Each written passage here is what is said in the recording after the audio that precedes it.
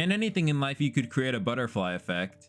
The idea that one small event such as the flap of a butterfly's wings could ultimately go on to create a tornado, or one small decision made could have a huge outcome on the future, is often an astonishing thing to think about. Sports are a hotbed for butterfly effects, due to us being able to look back and see how an entire ordeal unfolded over an extended period of time. NASCAR is no stranger to this, and on September 7, 2013 they'll find themselves right on the doorstep of another one.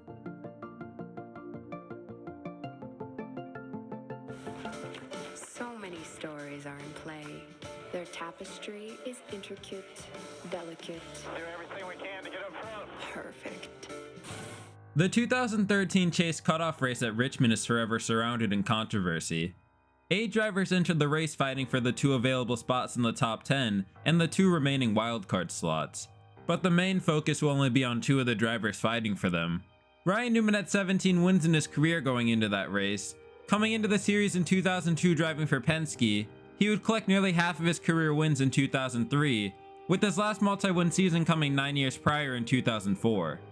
After winning the Daytona 500 in 2008, he would leave his original team to drive the 39 for the newly formed Stewart-Haas Racing. Newman had 1 win in 2013, coming at his home track during that year's Brickyard 400, and he sat 15th in the points. To make the chase, he would have to beat the guy 5 points ahead of him. Martin Truex Jr. had spent 8 seasons in the Cup Series after winning back-to-back Busch Series championships and getting signed to drive the number 1 for DEI. Truex would only manage to get 1 win in the car in 2007 at Dover, beating Ryan Newman and going winless for the next 6 years. He would swap teams in that time frame to join Michael Waltrip Racing in the 56 car, and he'd come close to victory lane many times during his tenure. Yet it wouldn't be until Sonoma in 2013 where Truex would finally score his second career win. Truex's road to make the chase would either be to make the top 10 in points, or to beat Ryan Newman in the race for the final wild card. And with 39 to go, he would be tied with Newman in the points, holding the tiebreaker as long as the running order stayed the same. 1 lap later, Newman would make the pass on Paul Menard to move into 3rd and take the final wildcard spot from Truex. 10 laps later, with 28 to go, he would take 2nd and have his eyes set on the leader. With 10 to go, Ryan Newman would take the lead, and Truex's teammate at Michael Waltrip Racing would be informed about this shortly after. Carl Edwards is going to win. I don't know, man. Newman's closing on him. Right now they're tied for the last spot. You're clear by 2 on this 13. Fresher tires. 39 is going to win the race. Well, that kind of sucks. 9 more right here. Clint Bowyer was in the middle of his 2nd season for the team after departing from Richard Childress Racing after 2011. Bowyer would capture 3 wins in his first season and finish 2nd in points, and would keep the momentum up in 2013. Although winless through the first 25 races, he still sat 2nd in the standings, entering the final race locked into the chase, allowing him to freely manipulate the race with no points repercussions. Is your arm starting to hurt? I bet it's hot in there, itches. Oh, yeah. Right with you, 88. Right with you. Right with you. Right with you. Bring it to me this time. Bring it to me this time. Pit, Clint. Pit. But don't speed. Damn, we didn't need to finish last. Chase Elliott, the son of NASCAR legend Bill Elliott, made his NASCAR debut as a Hendrick Motorsports development driver in the Truck Series at just 17 years old.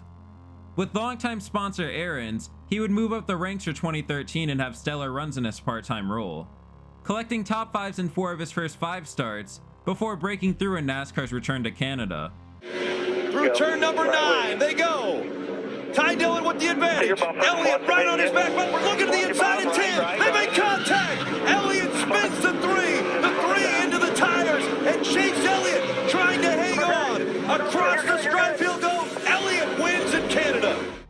Elliott would dump Ty Dillon for the lead in the final corner, a trend that would become common at the track over the next few years, to win his first ever NASCAR race. 1 week later, Spingate would occur, and NASCAR would begin handing out penalties. Beginning by handing Michael Waltrip Racing a $300,000 penalty, the highest given to a team in its history, while also docking all 3 drivers 50 owner points. This would kick Truex out of the chase, but have no effect on Vickers, who was running part-time, and Bowyer, who had already clinched his spot. 10 days after the penalties, it was announced that longtime sponsor Napa would leave the team due to the incident, forcing the 56 team to shut down operations at the end of the season and kicking Truex out of a ride. In need of a new driver to sponsor, Napa would sign with Junior Motorsports in the Nationwide Series to sponsor the 9 car and rookie driver Chase Elliott. Going from part-time in trucks to full-time in Nationwide at 18 years old, in large part due to Napa's sponsorship, stating, "The key in this is Napa." The driver they left in Martin Truex Jr. would have to wait till November 1st before picking up a ride for 2014.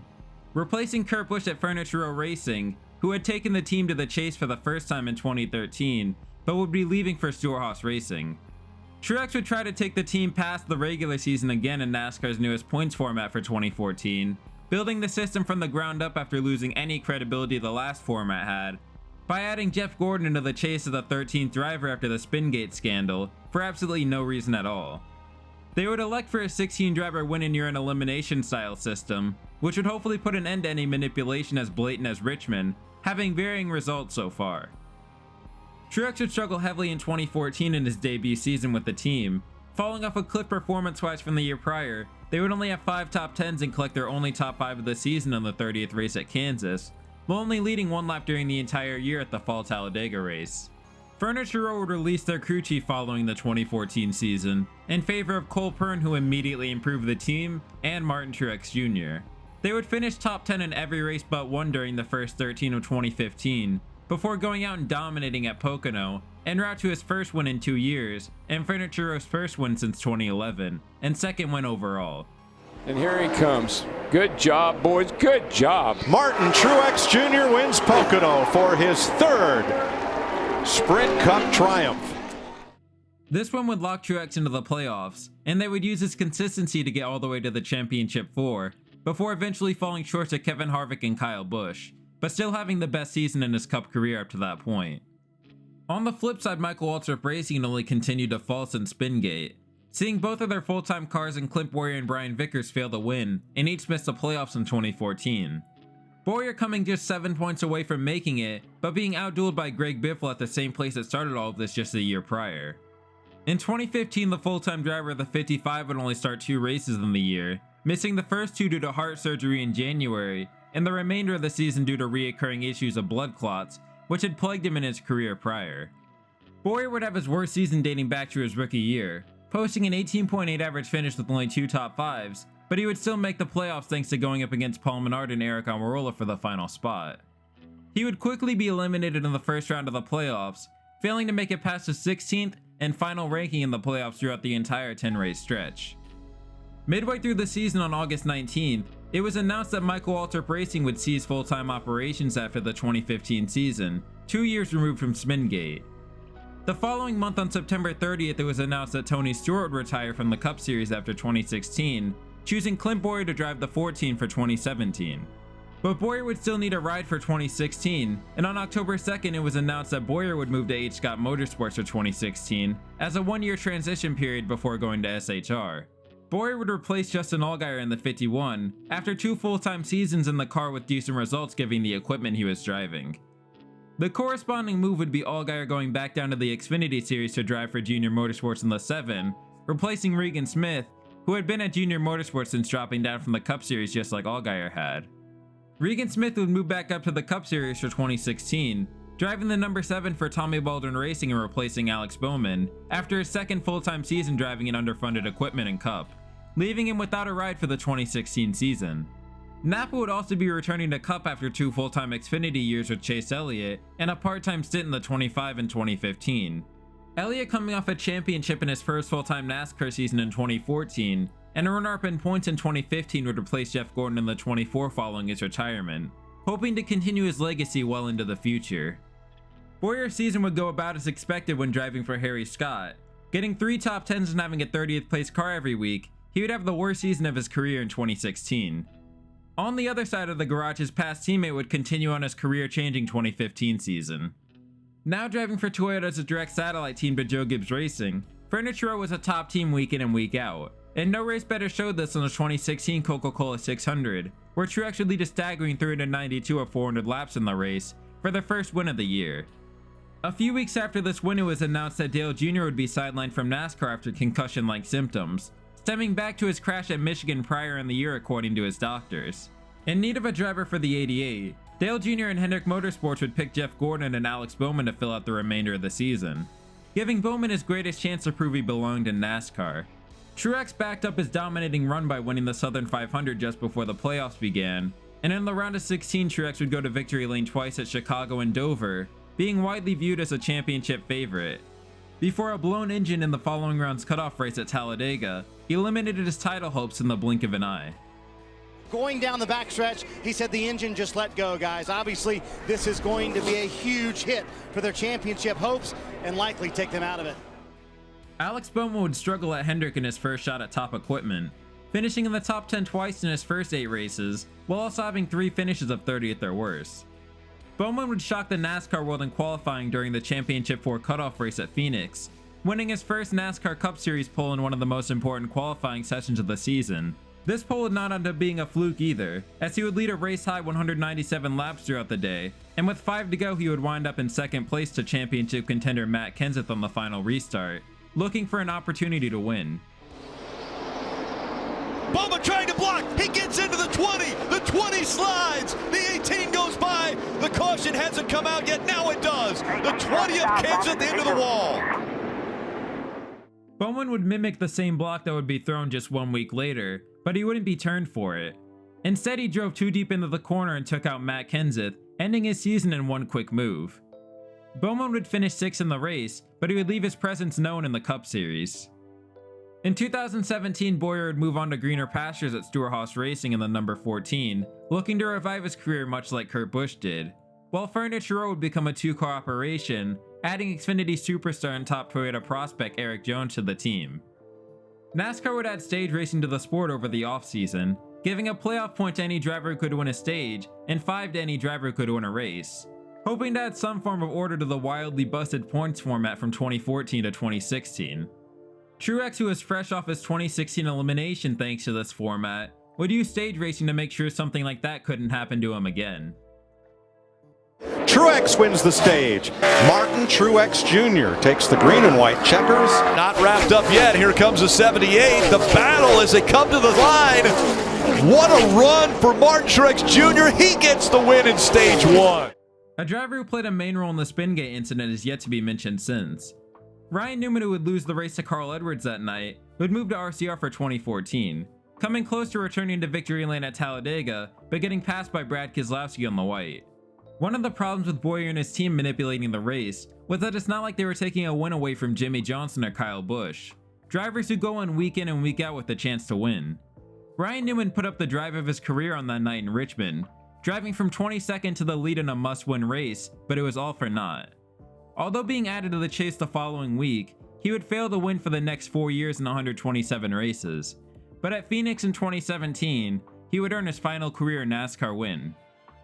Newman is set sail, boys. I tell you, he's got a nice lead. They're not going to catch him. 3 wide mid-pack, but out front, Ryan Newman, Kyle Larson to be second again. So close, but I don't think it's going to be enough. Off turn 4, hello Newman. Ryan Newman wins for Richard Childress Racing. Taking home the checkered flag, Ryan Newman is today's Sunoco fueling victory.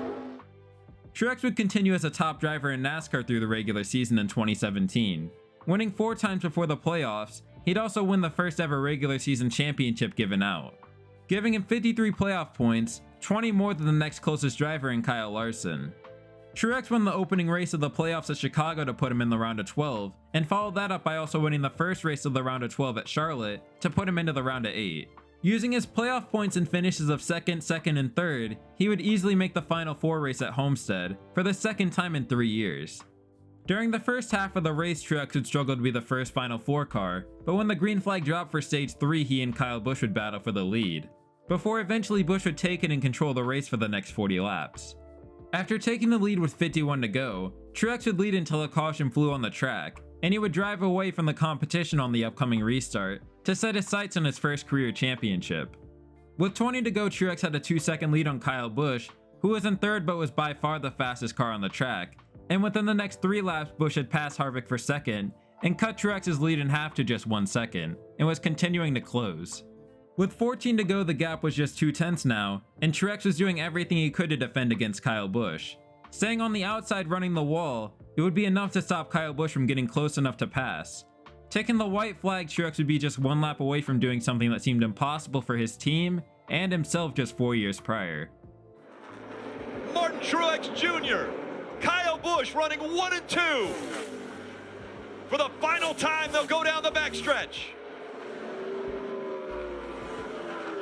Martin Truex Jr., 12 years in the Cup Series, and his roller coaster career is finally reaching the peak, putting an exclamation point on a near perfect season. Martin Truex Jr. is the Monster Energy NASCAR Cup Series champion.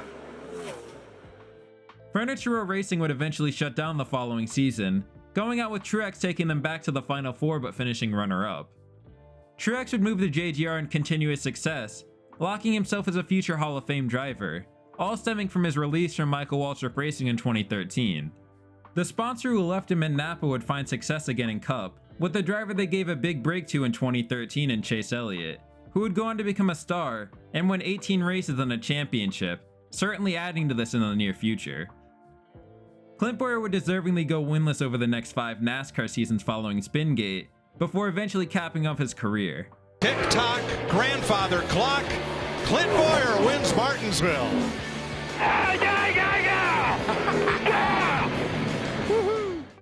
Bowyer would get just one more win at a rain-short Michigan race a few weeks following the win, and that would serve as his final NASCAR win, retiring in 2020 and becoming a commentator for Fox. So what should you take from all of this? Don't manipulate NASCAR races. And don't take wins from Ryan Newman. Grow up, that's so corny. Anyway, subscribe if you enjoy the content, and I'll see you for the next video. It's been a long time. How good's it feel to be back here in Victory Lane? I lost count, that's how long it's been. Gotta thank Granger and Caterpillar, Coca-Cola, Monster Energy for supporting our series, and Chevrolet, all the people, Kalahari, that help us out, Aggressive Hydraulics. The list goes on and on, but man, just gutsy call by Luke. I called for 2 tires, and he called for none, and I've won more races with no tires than I have with 4, so just proud of these guys. We had a good car all day, kept it out of trouble, and collected in the end.